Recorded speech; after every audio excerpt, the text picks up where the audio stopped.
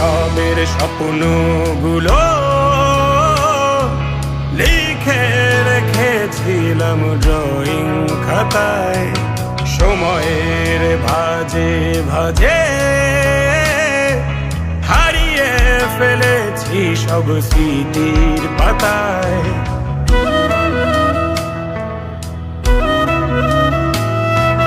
শৈশবের ইচ্ছেগুলো কখন ভুলেছি করিনি খেয়াল। আমার ছোট্টবেলার সামনে তুলেছে কে অদ্ভুত দেয়াল। তবে কি এভাবেই কাটবে জীবন?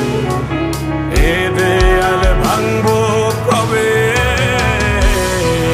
কিছু